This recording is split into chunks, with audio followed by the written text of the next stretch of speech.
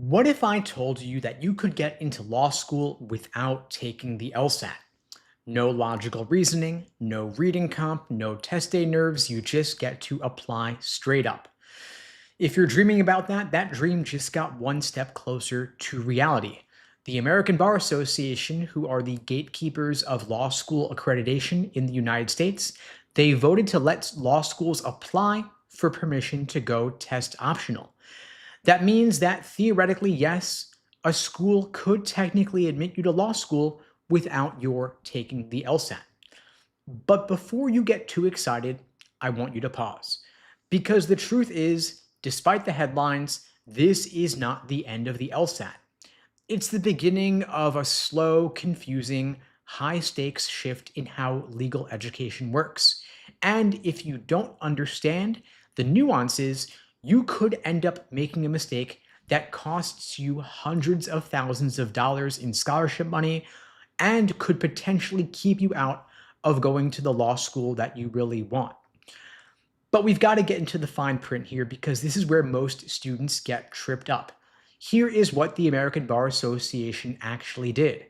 They passed a rule that lets law schools apply for what is called a variance. A variance is just a fancy term for special permission. It's like asking for an exception to the normal rules. In this case, the American Bar Association is saying if you are a law school and you want to try admitting students without using a standardized test like the LSAT, go ahead, give it your best shot.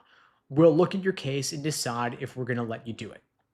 If the law school is approved, then that school can admit students without any test score, but only for a limited time. I'm talking 3-5 years max. Then they have to either reapply to continue that variance or they go back to the old law school admissions rules, meaning they'll have to use a standardized test like the LSAT. Now, there are a few more things you got to know. First is this is not automatic. Law schools don't get to go test optional just because they want to. They have to apply for permission. They have to show they have a plan in place, and they have to show that their admissions process will be fair, transparent, and tied directly to student success. Also, not all law schools will qualify for going test optional. The American Bar Association isn't just going to rubber stamp every single request. Schools will need to explain how they will maintain academic standards, how they will support students without LSAT data, and how they will track outcomes like bar passage rates. This also is not a permanent change. The American Bar Association has made it clear this is a trial run. Think of it like a pilot program. If it goes well, they might consider expanding it in the future, but for now it is limited and it is experimental. And the LSAT is still allowed and still the default. Nothing says that law schools cannot use the LSAT. In fact, the overwhelming majority of law schools are still building their admissions decisions around the LSAT, even though they are not required to do so. So what this means is that those news headlines saying that the ABA has dropped the LSAT requirement are a bit misleading. They're not flipping a switch here. Schools are not tossing the LSAT in the trash overnight. What's really happening is this. The American Bar Association is opening the door just a crack to see what happens. They want to explore alternatives, they want to source more applicants, and they want to give schools room to innovate, but they're doing it carefully and under supervision. This is more like a controlled experiment than it is a revolution throwing off the shackles of the LSAT. And any smart law school applicant should be thinking, how do I play this to my advantage? And we'll get into that, but first let's talk about why the ABA is doing this at all. What's really behind this rule change is that the ABA wants to make law school more accessible. It's about a lot more than just helping students or helping applicants.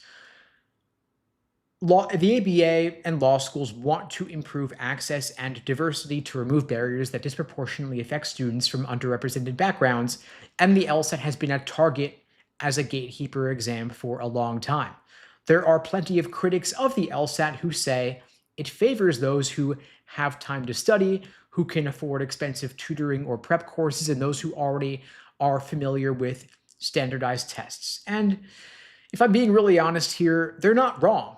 Just like the SAT, the GRE, the GMAT, the MCAT, the LSAT, it is strongly correlated with access to resources, socioeconomic status, more than just raw potential. It is not a perfect test, and no test really is. And so the ABA is saying, let's at least give law schools the option to try something different. They're hoping that going test optional will open the doors to more students who've been historically shut out, especially first gen students and students from lower income families. And law schools are also nervous about enrollment trends. Enrollment is under pressure. While in the short term, law school applicant numbers are spiking, there is a coming demographic shift after the pandemic, after the recent economic uncertainty and inflation. And so applicant numbers will eventually trend down. And if that gets to a certain breaking point, law schools could face a real problem, because if there are fewer law school applicants, there's going to be lower tuition revenue for many schools, which leads to major financial stress. And so if you are a lower ranked school or a mid-tier law school and your applicant pool is shrinking, you look for ways to widen the funnel to increase applicant volume. And that's where the test optional movement comes in. It lets law schools say yes to students they might have otherwise rejected for having a low LSAT score, gives them a bigger pool to choose from, and that means more tuition dollars. And I'm not being cynical here. This is just business. Most law schools rely on tuition dollars, meaning they need students to survive. They need you more than you need them. And so the rule change going test optional gives law schools a way to do just that. And this is not happening in a vacuum. Other grad level programs like business school programs and even some med schools have gone test optional also, or at least played with it. And so the American Bar Association is feeling the pressure. They don't want to be seen as being stuck in the past. And so they want to keep up with the times and signal that they're open to change. Now, the LSAT is complicated. It's respected because it does offer a standardized way to compare students from different backgrounds, especially when GPAs vary wildly across schools and different majors. But it's also resented because it's high stakes, and for many students, the LSAT is completely unfamiliar. It's not like you studied it in college, right? And so for that reason, the LSATs become kind of a villain in the law school admissions process. And the goal here for the ABA is not to kill the LSAT entirely in response to criticism. They just want to see what happens without it. They're giving the schools options. And so despite all the headlines, what you want to do is you want to look at the trends, where things are going, and then make decisions for yourself based on the data. And so, again, look at what the law schools actually do, not just what the headlines say. When the ABA says that schools can apply to go test optional, it doesn't mean that most of them actually will, because what we've seen is that the vast majority of law schools are still sticking with the LSAT, because law school admissions is not just about admitting students one and done. You also got to look at the rankings impact, bar passage rates, and the reputation or prestige of the law school. If you look at top tier schools like Harvard, Yale, Stanford, Cornell, Columbia, U Chicago, NYU, the big brand names of legal education equivalent to the Ivy League, the T14, they live and die by their US News rankings, no matter how much they pretend not to care. And the rankings still factor in LSAT scores as a major component. If a school stopped requiring the LSAT, their ranking could drop. And if their ranking drops, they lose prestige, they lose top applicants, they lose donations from alums. And so even if they agree that the LSAT has flaws, they still see the LSAT as a valuable filter, because it lets them compare applicants from totally different academic backgrounds using the same yardstick. And so even if schools admit a small number of applicants without LSAT scores, most folks are still getting in with LSAT scores. If anything, these top schools are going to double down and push even harder for elite LSAT scorers. Then the lower ranked schools, the lowest ranked of all, for example, Cooley Law, for example, you might think they'd want to go test optional so they could admit more students and collect more tuition. But the problem is that while they might like to, these schools are under heavy pressure from the American Bar Association to maintain high bar passage rates. If too many of their graduates fail the bar exam, these schools risk losing their accreditation. So that would be an existential threat to the school's existence, because Without ABA accreditation, students can't take the bar, they can't practice law, and the degree from the school basically becomes worthless. And so these schools need some kind of predictive tool. And right now, the LSAT is the best tool they've got. It's not perfect, of course, but at least it gives the schools some predictive data and lets them filter out applicants who statistically are unlikely to make it through 3 years of law school and pass the bar. I'm not saying there are not exceptions here. Of course, there are some students who bomb the LSAT but can pass the bar and become great attorneys, but all else being equal, the LSAT is a pretty decent predictor of first-year law school grades, and it is correlated with first-year bar passage rates because if you can rock one exam, you're showing you're likely to be able to rock other exams as well. And if schools go entirely test optional and admit tons of students who aren't prepared, even if those students had great GPAs in undergrad, the law school is gambling with the future of their entire institution. And so most of these schools will likely keep using the LSAT. They might explore alternatives, but they're not going to take massive risks. The stakes are just too high. Now, besides the T14 and the low-ranked schools, we've also got schools in the middle. And those are the real wild cards. And that's where things get kind of interesting because the mid-ranked schools, say those ranked in the top 50 to 100 range, specifically schools say 51 to 100, they're in a bit of a tougher spot because they are not elite enough to coast on their school's brand name. They're not a Harvard or a Yale, but they're not desperate enough to take huge risks. At the same time, they are looking for an edge. And these are the schools that might say, let's try it. Let's apply for the variance. Let's go test optional for 10% of next year's class, and we'll see what happens. And so a school in that position might start off with students who have strong GPAs from rigorous undergraduate programs, students who have unique life experiences or backgrounds, students applying to part-time or evening programs. So then the school gathers data. They track those students' performance. They compare the outcomes against those who did apply with an LSAT score. And if the numbers look good, they might expand that policy slowly over time. But don't expect a full pivot away from the LSAT in just a couple of years. Because schools are conservative, they're bureaucratic, they take a wait and see approach. They don't want to bet the farm on some temporary experiment. And so these schools will likely use a more of a hybrid model where they're LSAT optional for some really strong applicants, but they require or prefer the LSAT for most other applicants. And of course, LSAT scores are still tied to scholarships and to merit aid. And so if your undergraduate GPA is lower than you might have liked, you still want to take the LSAT to maximize your odds of getting in and getting scholarship money. So if you're still at undergrad, of course, keep juicing it to get the highest GPA possible. But if you're done with undergrad, the LSAT is still a major tool in your arsenal to get better outcomes. So I would still say for you, still apply with the LSAT. And for the schools, from their perspective, they've got to hedge their bets. And so the top schools are going to keep the LSAT because of the rankings. The lowest ranked schools are going to keep the LSAT because they don't want to risk low bar passage rates. And the schools in the middle are the ones who experiment, but they do so cautiously. And so even though the American Bar Association opened the door to go test optional, very few schools are actually going to go wholeheartedly LSAT optional for everybody. I don't think any will actually. Most will kind of look around, wait and see who makes the first move, see what happens for their outcomes and whether it backfires or not. Which brings us back to you as the applicant. If you are applying to law school in the next couple of years, betting on the LSAT disappearing and riding only on your GPA is a pretty risky move.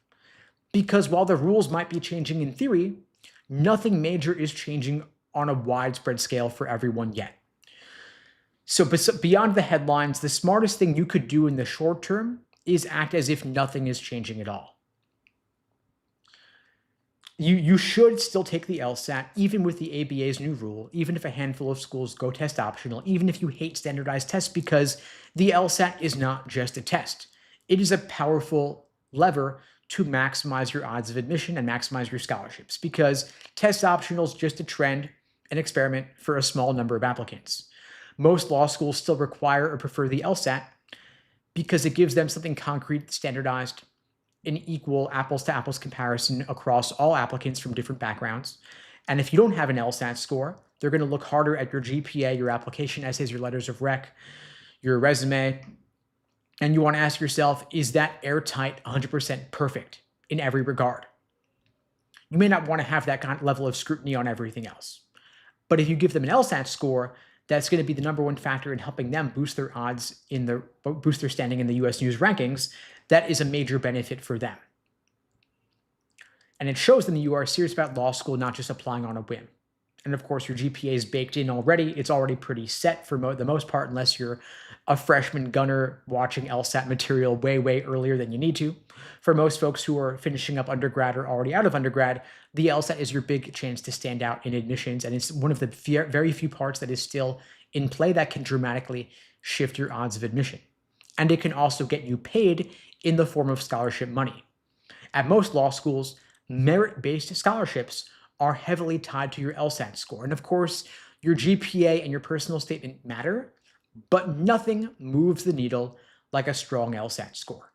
And if you look at the law school admission indices, the index formula relating LSAT score to GPA, at nearly every law school, LSAT is weighed more heavily than undergrad GPA because GPAs are so inflated as to be virtually meaningless. Meaning, undergrads give out easy A's, and so law schools don't really know what to make of that. Are you a great undergrad student, or did you just get lucky because your professor was generous? In contrast, the LSAT score is a lot harder to gain, and it signals that you're serious about law school, that you're not applying on a whim. You are committed, you planned, and you followed through on your law school goals. And so in a competitive cycle like what we're seeing right now, more people applying than ever before. Application numbers are up 50% over the past 2 years. And so you don't want to miss out on the most powerful tool you have left in your application. The LSAT is the one place you can go from overlooked as an applicant to being overqualified and getting scholarship money. It's your chance to flip the script. And so take the LSAT, crush it, and use it to your advantage. And if you want my help, I'm offering free LSAT tutoring lessons to everybody watching this now or later. The link is unpluggedprep.com/start. Link is below the video on YouTube, pinned in the chat on YouTube, and in my bio on TikTok as well. Again, that's unpluggedprep.com/start. Happy to help out anybody watching this now or later. And if you find these sorts of lives helpful, I do this every single weekday, same time, same place, on YouTube, on TikTok, Instagram, 2 p.m. Eastern, 1 Central, 11 Pacific. Please spread the word. The only way this grows is through word of mouth. I don't do any advertising for these and the algorithm doesn't really boost these lives because they can't run ads. And so I really depend on your spreading the word. Appreciate your support. See tons of questions here in the chat. I will get to as many of them as I can. Just drop your questions in the chat and I'll get to as many. Anything at all, LSAT, law school admissions is fair game.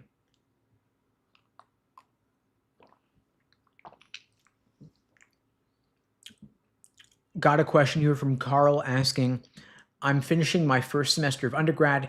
Can I start preparing for the LSAT?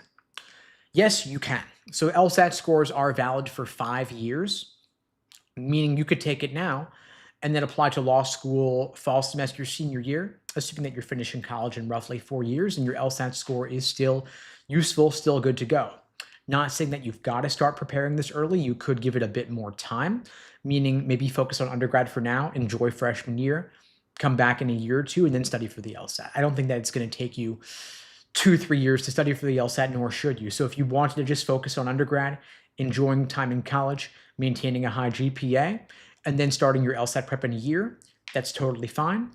But if you are totally certain that law school is in your future in the short term, and you want to apply directly from undergrad, you could start studying for the LSAT now, maybe take it in the spring or the summer, then apply in fall semester of senior year. So in other words, for someone who really wanted to plan ahead and you're a freshman right now in college, you could start studying over winter break right now, take the LSAT in, say, June or August, and then you'll have it out of the way. I think that could be a great move. Ubahe asks, thoughts on taking a gap year? I'm guessing you mean a gap year between undergrad and law school. If so, I think that could be a good move. Maybe you want to work as a paralegal for a year, get some real world exposure to the practice of law, help you feel out whether law school is really something you want to do. Not a bad move. I think maybe more folks should do that to make sure that law school is the right path forward for them. A lot of folks just want to delay getting work experience, delay having to go into the quote unquote real world, and just want to go straight from undergrad to law school without ever having had a job. Not saying that's a bad move necessarily if you're certain law schools for you, but there's a lot to be said for making sure that you're taking those 3 years of law school with the right due consideration, knowing that law school is the right place for you. So working as a paralegal could be okay if you want to help yourself determine that whether it's the right move. You could also just talk to attorneys or do a summer internship in a law firm.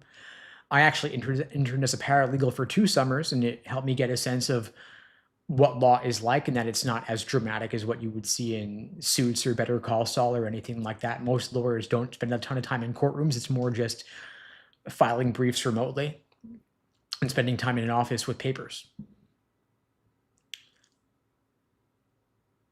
Your Starling is asking, what about students who had some health issues in college that affected their performance? So let's say your GPA is lower than it would have been or should have been because you were having personal issues like health issues or family issues. I would recommend writing a very concise addendum to your application, a short essay, just a couple of sentences explaining what happened, why your GPA was lower than it otherwise would have been. And then hopefully you can show an upward trend after that. Don't make a bunch of excuses. Don't come off as whining or complaining. Just explain, matter of fact, a couple sentences what happened, and then give them reason to think that this will not be an issue going forward because the health issues or whatever else have since been resolved.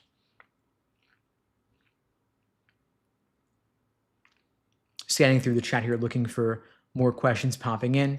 If I don't get to your question, maybe because I didn't have time or because I don't really have much to say about it. Some of these questions are about things I don't have a lot of personal experience with, like the patent bar, for example. There might be other people who could better answer those than I could. Let's see, other questions here. DP's asking, if I did engineering in undergrad, am I cooked for even attempting to go to law school? And so if you did engineering in undergrad, that might negatively impact your GPA, of course. It's harder to get a 4.0 GPA in engineering than it is to get a 4.0 in English or poli-sci or anything humanities. And so law schools will see what you majored in. They will respect that you majored in something harder than the humanities, but at the same time, it's going to hurt your GPA. And the US News rankings don't care what your major was. So in other words, if I wanted to be a total gunner just for law school specifically, I would not major in engineering. I'd major in something where it's easier to get a top GPA, just speaking frankly here. Because of grade inflation, better to major in majors where it's easy to get a great GPA like humanities. So for reference here, a lot of my friends who majored in poli-sci or English or whatever are getting above a 3.7 for sure. The T14 GPA medians, the top 14 law schools all have GPA medians of roughly 3.9 or higher. And so I doubt it'd be easy to get that in engineering. So what you're going to want to do is get a higher LSAT score to compensate. And if you could go back in time, maybe you wouldn't have majored in engineering, but you are where you are. If you're certain law schools in your future, take some classes at least that will get you an easier A and spend more time on the LSAT going forward. If the lower your GPA is, the higher you want your LSAT score to be to compensate. And so the T14 LSAT medians are all roughly 170 to 174. So if you want to go to a top law school and your GPA is below a 3.9, you want to have above a 174 ideally to compensate for that. Not saying it's easy, but that's what you ideally want to do to put yourself in the best possible situation for admissions. Got a question here in the chat from Santiago asking, my undergrad GPA was 2.56. Is that okay for admissions to law school? Speaking frankly, that's not a great GPA for law school admissions. Neither is a 2.9, as Tevin's asking. It is what it is, though. Unless you're still an undergrad, in which case I would say take some more classes and get yourself a higher GPA. Otherwise, the biggest way you can move the needle for law school admissions is going to be to get the highest LSAT score possible to compensate. So again, the lower your GPA, the higher you want your LSAT score to be. And by the way, the more time that has passed since undergrad, the more they will discount your GPA in favor of your LSAT, because who you were in college is not necessarily who you are today. And if you're a KJD applying direct from undergrad to law school, then of course they will take your undergrad GPA very seriously. But if you've been out of undergrad 5, 10, 15 years or more, then they won't place as much emphasis on your undergrad GPA because you've presumably matured since then. You're a different person now than you were before. And so they're going to place more emphasis on your LSAT score because it is more recent. And Tevin's asking, should you go back to undergrad to pick up more classes? I mean, you could, maybe, but that's not really going to move the needle, right? You're not going to redo all of undergrad in just the next year or so. And it's also going to be pretty expensive to take on all those additional undergrad credits. I think the much better way to improve your odds of admission, rather than trying to redo a class here or there, which will only have a negligible impact on your GPA, is going to be to focus on the LSAT. Because let's say your undergrad GPA is comprised of roughly 120 credits, just to make something up. If you retake 4 credits or 8 credits, how much impact is that going to have? That's going to be what, like 5% of your GPA, something like that. I'm just trying to do math in my head, never a good idea, but like it's going to barely have an impact. In contrast, your LSAT score weighs more heavily than all of undergrad combined, and it's a single day of 2.5 hours.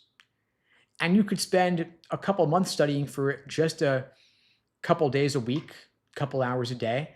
That might be enough. Of course, the more time you spend on the LSAT, the better. You get out of it what you put in. But to redo 4 years of undergrad versus spending 4 months on the LSAT, to me, it's a clear no-brainer. The LSAT's a better place to devote that time. Someone's asking here, Sarita's asking about letters of rec. So letters of rec, I think, are actually often neglected as a factor in admissions. They are not nearly as important as your LSAT or your GPA, of course, but getting strong letters of rec is really about the people skills, right? How can you develop good relationships with your would-be recommenders? If you're still in college, that comes down to raising your hand in class, showing you've done the readings, going to office hours. Not nearly enough people do that, and you'd be surprised at how little effort it takes to stand out because so few people do this sort of thing. If you can be that guy or that girl who raises their hand, even just once per class, goes to office hours maybe once a week or even every other week, professors appreciate that.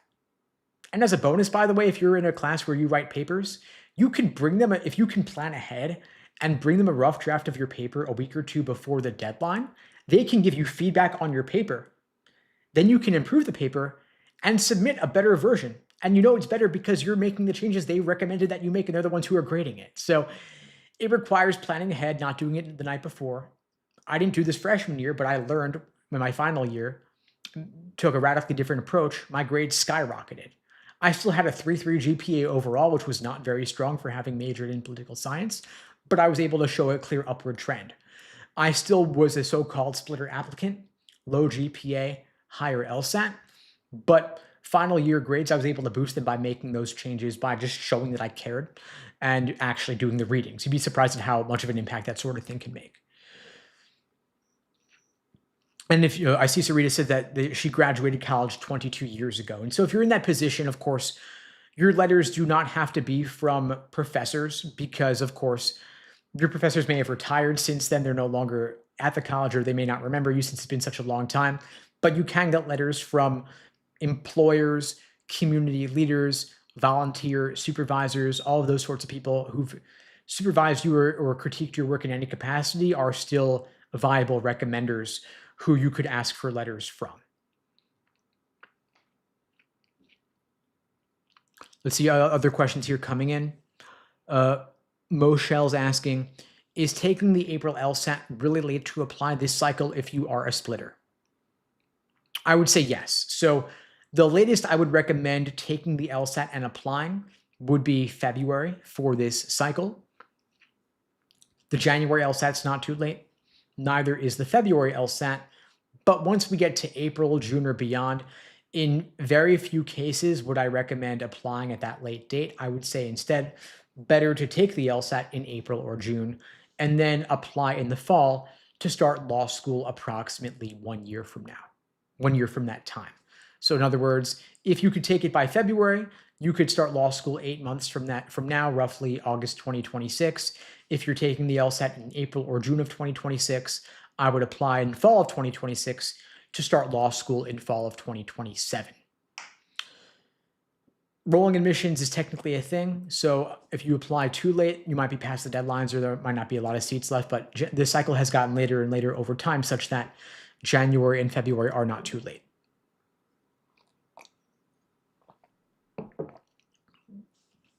Donnie is asking, I had an irregularity cancellation on the LSAT. Does the high LSAT counteract that stain or am I cooked? So when we say irregularity cancellation, I mean, what are the reasons for the irregularity cancellation? Like, were you accused of cheating or was it just something weird, a big question mark? It's all in the specifics. But assuming that nothing inappropriate happened and you weren't found guilty of anything inappropriate, then I wouldn't worry about it. And yeah, higher LSAT score is totally valid and law schools will like to see that.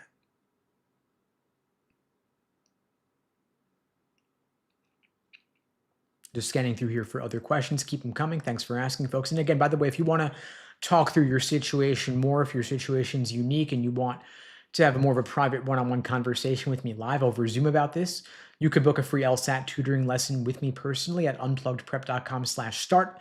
Link is below the video on YouTube, pinned in the chat on YouTube, and in my bio on TikTok as well. Happy to meet with anybody watching this now or later. I'm just happy to help. Haruka is saying, I had a 3.9 undergraduate GPA, but a 4.1 LSAC calculated GPA. Which one is more important? So the LSAC GPA is the more important one. That's what law schools look at. That's what the ABA pulls from. And that's what is used for the US News rankings. So if your LSAC GPA is higher, that's great news. That's what's going to matter more. So a 4.1 GPA is ultimately what you have now, and that's going to help a lot. And so congratulations, you've got a great GPA there. And so use it to your full advantage. Now, I know we've got some folks here taking the LSAT in January, February. And if you're taking it in February, you've got a big opportunity right now because the LSAT is shorter than it used to be. They removed the logic game section. They replaced it with a second scored logical reasoning. And so there is less material for you to study than for folks who were taking the LSAT in previous years. Now, because there's less variety, less to study, logical reasoning is 2/3 of the test. That means that any gains you make in logical reasoning are doubled across the two sections. So the core skills being tested are understanding arguments, identifying assumptions, spotting flawed reasoning, drawing valid inferences, and all of that matters because repetition creates leverage. Every hour you spend improving your logical reasoning skills will now pay off across a larger portion of the test. And this does not mean the LSAT is easy, but it is simpler. You don't have the trouble of trying to learn too many things at once. You've got less material to study, fewer question types, just logical reasoning, reading comp, and you could focus on a few core skills long enough to master them. So you can go for depth over breadth. Instead of spreading your attention thin across several different areas, you just focus on how arguments work, how evidence supports conclusions, and how the LSAT repeats the same moves in different disguises. And once you see that, the LSAT stops feeling random. Now, there are 15 different types of logical reasoning questions, but some of them are more common than others. The three big types are necessary assumption, inference, and flaw. So you want to focus there because those are the higher yield areas. And necessary assumption teaches you how arguments actually function. You got to ask what needs to be the case in order for this argument to work. And that core skill, identifying assumptions, improves everything. It helps you in strengthen questions, weaken questions, and flaw questions because all of those rely on understanding what the argument depends upon. The second big area is inference questions, including must be true and most strongly supported. They're asking you what the fact set or passage requires to be true. The mistake that a lot of students make here is reading too loosely. You got to tighten up your reading and ask yourself, is this information actually supported by the text? Then the third big question type is flaw questions. And these teach pattern recognition because the LSAT uses the same flawed arguments over and over. For example, confusing correlation with causation, attacking the wrong issue, and mistakenly assuming what needs to be proven. If you can name the flaw before you read the answers, the questions become a lot easier. And mastering these three areas helps you build a strong enough foundation to support every other logical reasoning question type on the LSAT. And that's what's going to help you break into the 165 plus range and beyond. And what most people don't realize is that the LSAT's been around for decades. And during that time, the LSAT makers have not invented tons of different new reasoning styles. They actually reuse the same types of arguments over and over again, meaning there is a limited set of argument structures, a limited set of trap answers, and a limited set of reasoning errors. And once you've worked through a couple dozen exams, you start to see the same ideas recycled with different wording. And that is not a coincidence. The LSAT is not trying to surprise you or throw you off. They want to see if you can stay disciplined. That is why LSAC has released nearly 60 numbered exams in the new LSAT format. And so when students say every test feels different, what they're really saying is, I have not internalized the patterns yet. I have not yet learned the material, but of course I can over time. And once you do, the LSAT becomes predictable. Now, you do not need to complete every LSAT ever released. In fact, if you do too many of them, it will slow you down unless you engage in deep review. In other words, quality over quantity, exposure plus analysis. If you were to thoroughly work through even just 10, 15 exams in the official current format, and you deeply understood why each right answer is right and why each wrong answer is wrong, you will have seen nearly everything the LSAT could ever throw at you. And you would not need to learn any new concepts. You would just focus on sharpening your execution over time. And a lot of folks ask me this every single year: is the February LSAT too late for law school? And the answer is no, the February LSAT is not too late for the current admission cycle. You take the LSAT early February, scores come back in late February, and if you can submit your application within a day or two, you're still on time for the vast majority of law schools in the US. And most importantly, law schools care about your highest LSAT score on record, not when you took the LSAT, because law schools are evaluated on the medians of their students coming in. They want stronger LSAT scores, but they have zero incentive to care about when you applied. And so if you can give yourself even just a few more weeks to get a higher score, that could have a real impact on getting in and getting scholarship money. And those extra points matter a lot more than applying earlier with a lower score. Now, one thing students often forget about is that you've got a few weeks between taking the LSAT and getting your score back. And during that time, you could focus hardcore on your application essays, your personal statement, optional essays addenda, your resume, coordinating letters of recommendation. And so you pull all that together during those few weeks. And then when scores come back, you're not scrambling, you're ready to hit submit. And that combination of a higher LSAT score plus a complete application is going to put you in the strongest possible position. And again, you're in a great position here yourself because no more logic games, less material to study, more repetition to build the patterns and the understanding of the test. And if you can understand what the LSAT's actually testing and you train those skills deliberately, you put yourself in the best possible position to get the highest score possible. And again, if you'd like my help, I'm offering free LSAT tutoring lessons to everybody out there watching this now or later. The link is unpluggedprep.com/start. Link is pinned in the chat on TikTok, in my bio on TikTok, in the description below this video on YouTube as well. Happy to answer any and all questions coming in here in the chat. I'll get to as many as I can.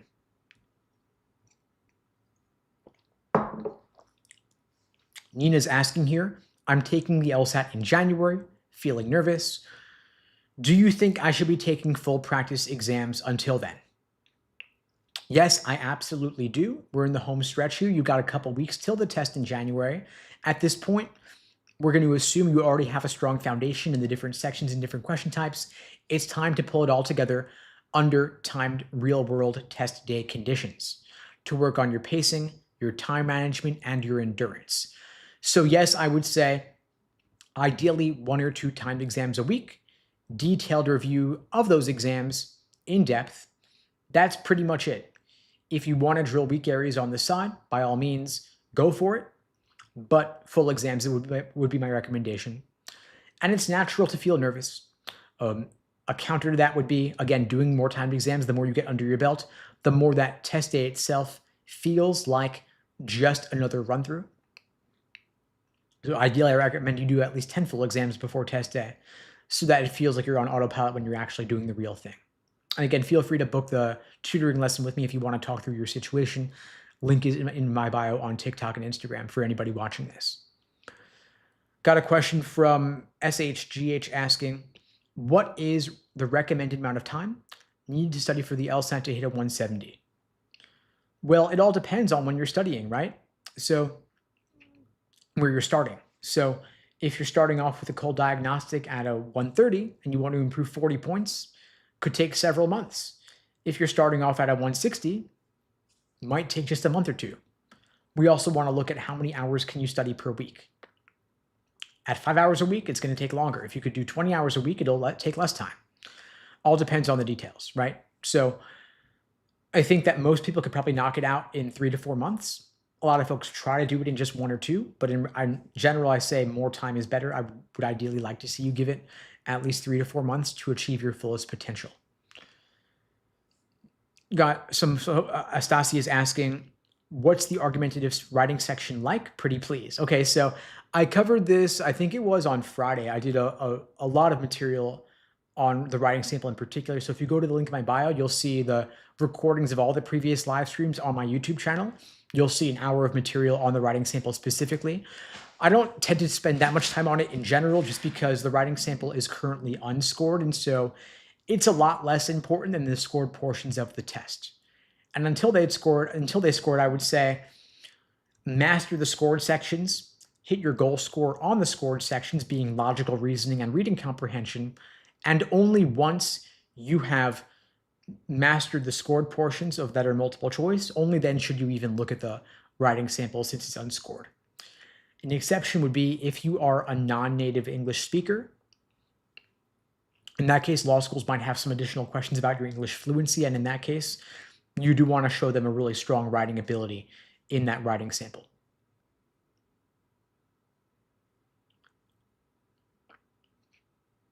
Just scanning through the chat here for more questions coming in. Got a question asking about dropping out of law school. The implication here is that this person dropped out of law school during fall 1L and then reapplied, and would reapplying, with the having dropped out previously, hurt the chances of admission.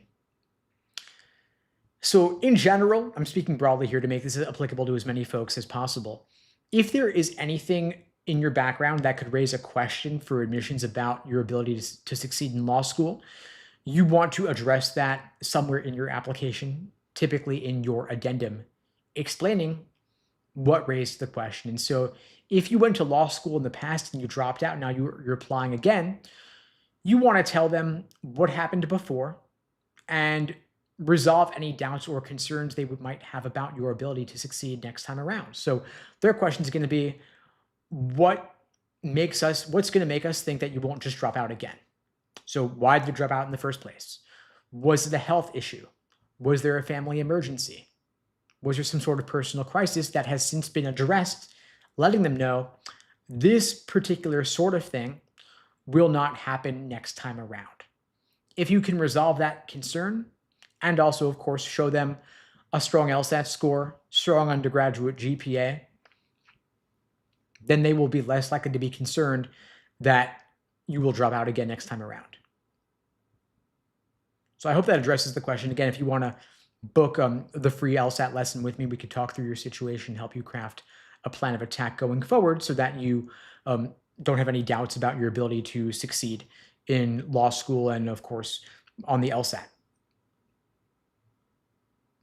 Scanning through here for more questions coming in. Charlie's asking, what's the point of doing the writing sample if it's unscored?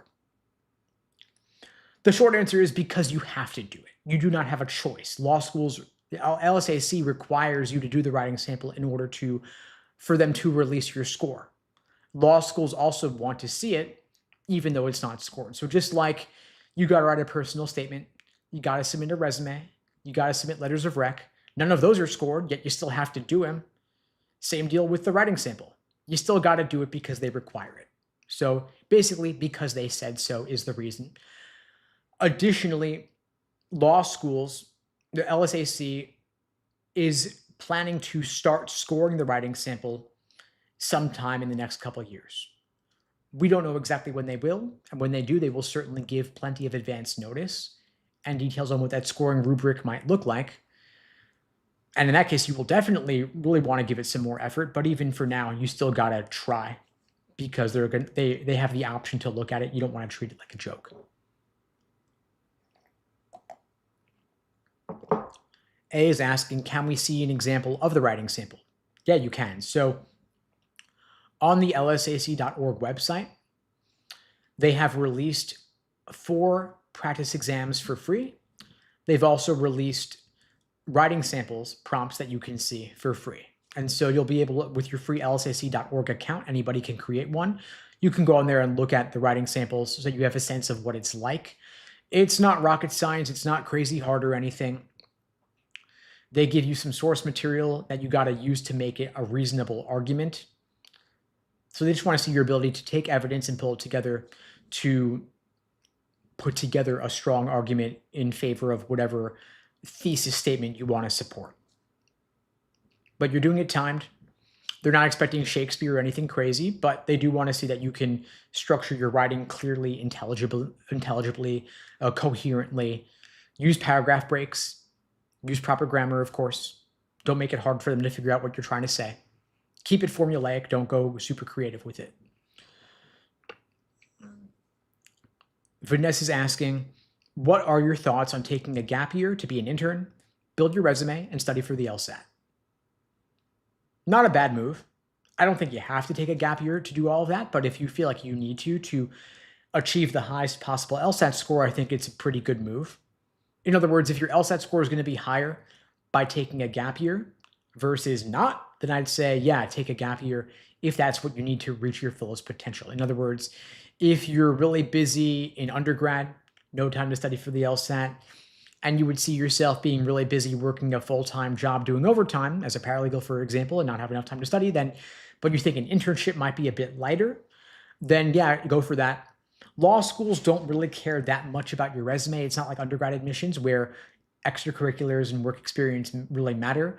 For law school, it's more LSAT and GPA as the biggest factors by a long shot. And so I see the benefit of the gap years being more giving you time to study for the LSAT versus more time to build your resume.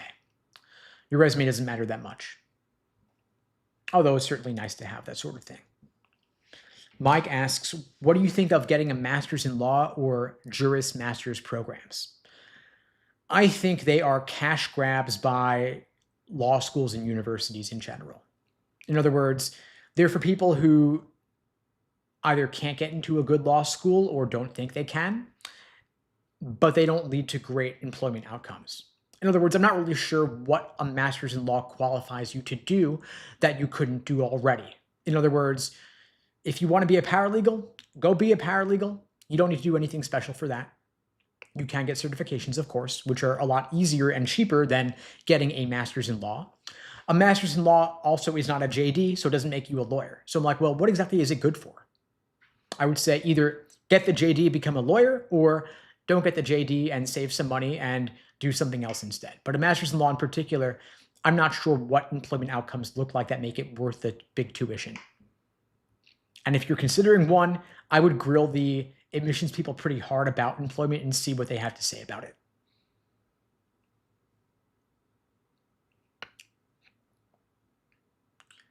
Nizila is saying, I moved my January LSAT test date to April. I'm not ready. So in other words, this person postponed their test date by 3 months to give themselves more time. Can you get me ready for April?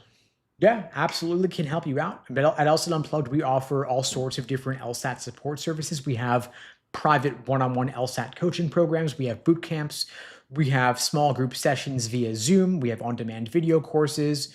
we can create for you a custom study plan. And so if you want to talk through your particulars and I could help you craft a personalized plan of attack, the next step for you would be to book a free LSAT tutoring lesson with me at unpluggedprep.com/start. Link is pinned in the chat on YouTube, in my bio on TikTok, in the description below the video on YouTube as well. Happy to help out anybody watching this now or later if you want to talk through your situation. User 3199 is asking, what's a good GPA for a math major? Well, I mean, good is always relative, right? So there's not one good GPA in general that I could necessarily talk about. I would always want to say, how does the GPA compare to the requirements of the law schools that you're shooting for? In other words, where do you want to go? What's their GPA median? What's their LSAT median? And if you're below their GPA median, then you either want to raise your GPA if you're still an undergrad, or you want to boost up your LSAT score above their median to compensate for a lower GPA, making you a so-called splitter applicant. And I say this because your GPA is probably pretty fixed at this point.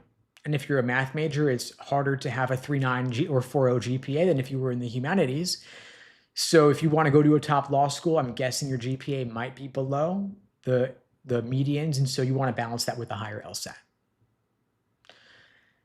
And if you've already taken the LSAT and have not hit your goal, you can retake. To Vanessa's question here, you can take the LSAT 5 times in 5 years.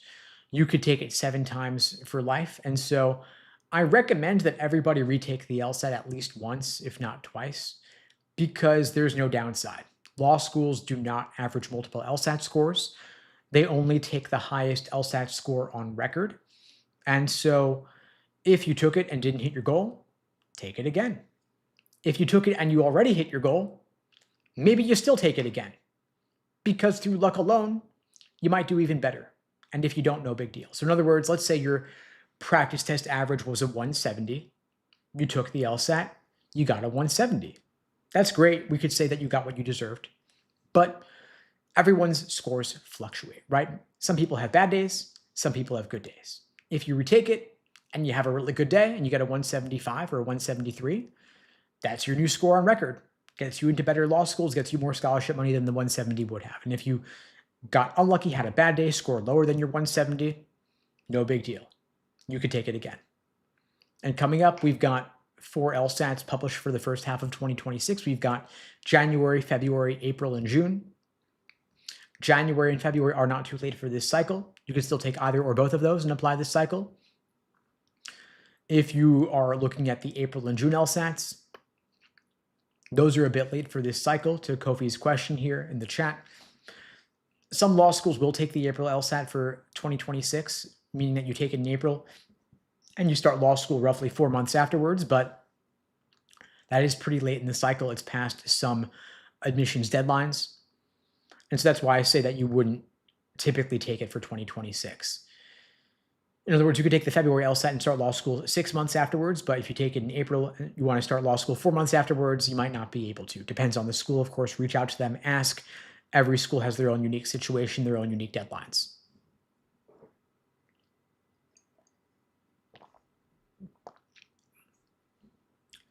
Just scanning through here for more questions coming in here. Have we ever tutored students with dyslexia taking the LSAT in February? Yeah, we certainly have. We work with a lot of students with different learning needs, different learning styles, students who have accommodations for extra time, extra breaks, and what have you. And so again, that's a more particular situation. Book the free call with me, and we could talk through your situation together. I'm happy to help you out with a plan of attack for the February LSAT. We still got roughly a month and a half, plenty of time to turn things around. And Vanessa, glad you're finding this helpful. Please spread the word. The only way this grows is through word of mouth. I don't do any advertising for these daily lives. So I really appreciate your support. Please share this to your socials. The algorithm doesn't really boost lives because they can't run ads during them. And so you're spreading the word in your group chats, Discord, Reddit, Facebook groups, whatever, your socials on TikTok. That really does help a lot. The more this grows over time, the more I will expand this and do more and more of these lives. We'll be back tomorrow, same time, same place. So please show up then as well if you find this helpful. If you don't tell anybody, of course, but in all seriousness, I really do appreciate your help spreading the word here. Just checking out other questions here. Tyreek is asking, do I offer tutoring or study groups? So yes, we offer both. I'm offering a free LSAT tutoring lesson to everybody out there watching this now or later. The link is unpluggedprep.com/start. Link is below the video on YouTube. I'm pinned in the chat on YouTube and in my bio on TikTok as well. I'm happy to meet with you and talk you through your situation, help you craft a plan of attack. Got a question asking, how does admissions differ at all for part-time applicants from Sean? So part-time programs are a little bit easier to get into. The requirements are not quite as strict or high. And so it might be a good path forward, especially if you really feel the need to work full-time while you're in law school. If you are going to a full-time law school program, they typically will not allow you to work during that time because they know that law school is demanding enough to have a full-time job on top of that just really is not doable to maintain the workload that they're asking of you. So part-time, though, different story. You're spreading out law school over a longer period of time. And in that case, they will let you work. And it's also a little bit easier to get in because there's not quite as much demand for the part-time programs. Not every law school offers a part-time program, though, so you've got to do the research and check out for individual schools.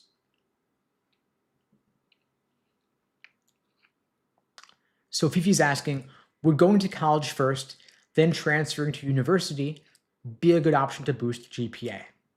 Well, it's certainly a good option to save some money if you're talking about going to community college first, then transferring to a four-year institution for a full BA.